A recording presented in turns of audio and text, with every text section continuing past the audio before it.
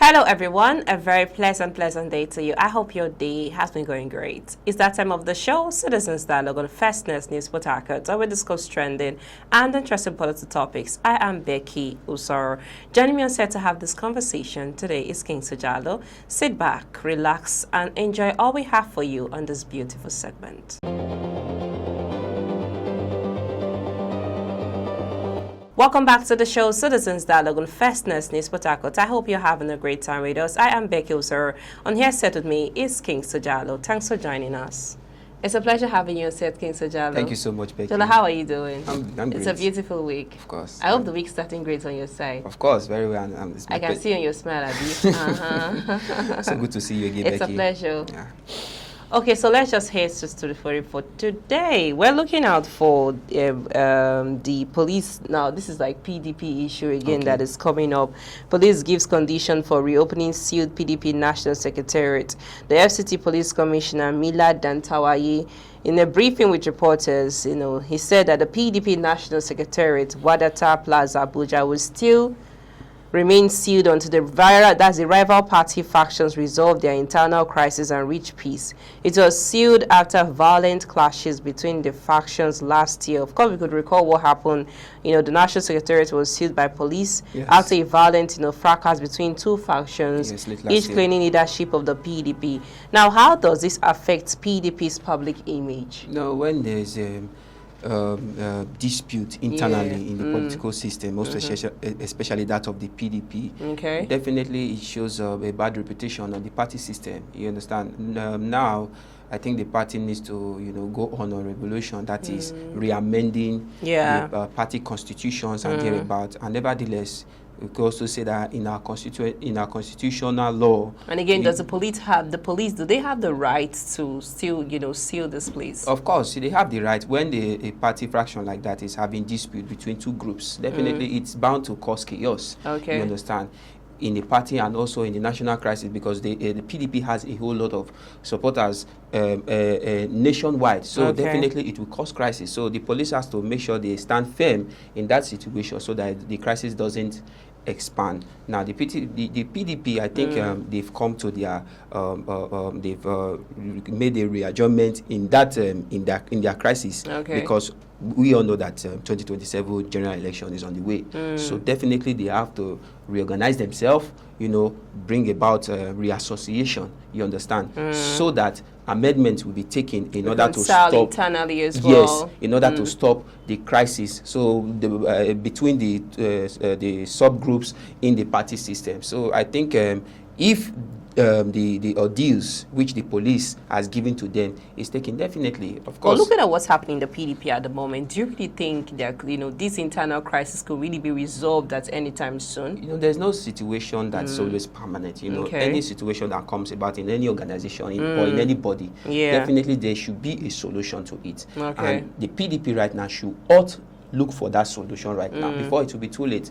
But I believe in the political affair of PDP have been a prominent party system in the country, so definitely it will be resolved. We could see some measures that have been taken it so far. You understand?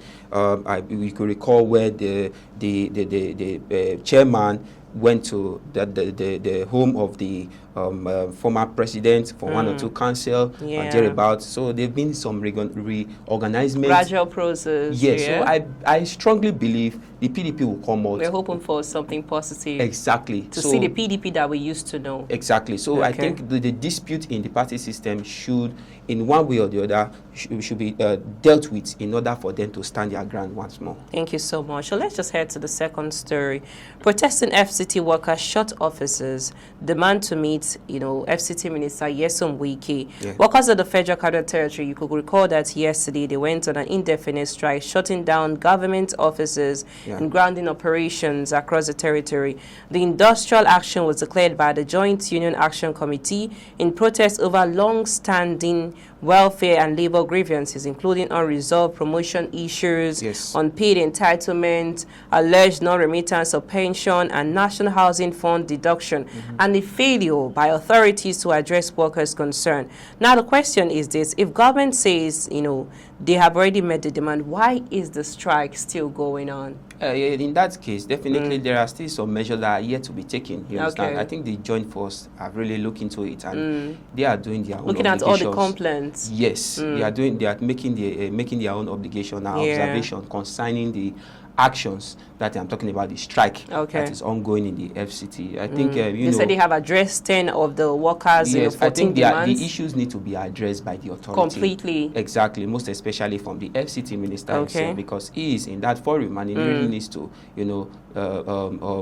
take some steps in order to amend the current situation happening in the FCT. We all know that the FCT is one of the prominent places in Nigeria. That doesn't mean all states are left out. But nevertheless, certain measures need to be taken in order for more propaganda not to happen in that region, you understand. But we could recall that the FCT, he has been on arrival, in his hometown, trying to take the renewed hope agenda and thereabouts. Now, if you look at... But that doesn't really have anything to do with this. Well, I think in one way or the other, I think it has related to it, because in his absence, which just as the joint force accused or talked about, they said his absence has been, one of the reasons. But he has a special advisor, somebody who can speak on behalf of the But FCT. look, when the minister is absent, there are some certain actions that even the special advisor can't, take, because the FCT minister is prominent to some. But if I'm not around, there's somebody that can actually pass on information to now the question is, what of if the FCT minister have not given a go-ahead? And definitely, it will definitely affect the sectors.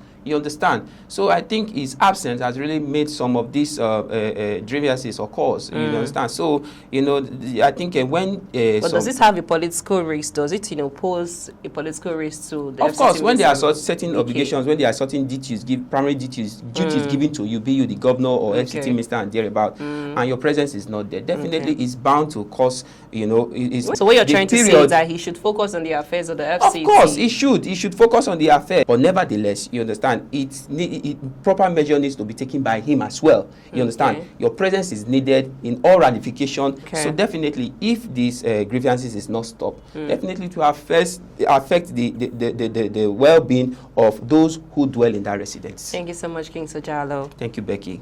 It's still the show Citizens Dialogue on First News Port Harcourt. Let's go for a short break. When we return, we're looking at a story that ex-Minister of Justice Malami arrested by DSS minutes after leaving Kuje prison. I am Becky Osoro. Still here on Set with me, King Sojalo. Please stay with us.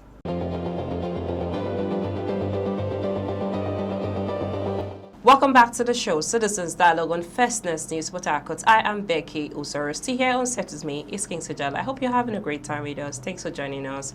King Sojalo, let's just use the story to round off, this segment. The story just popped up, not quite long. Former Minister of Justice and Attorney General of the Federation, Abubakar Malami's son, was arrested by operative of the Department of State Services, DSS, moments after leaving the Kuje Correctional Center in Abuja.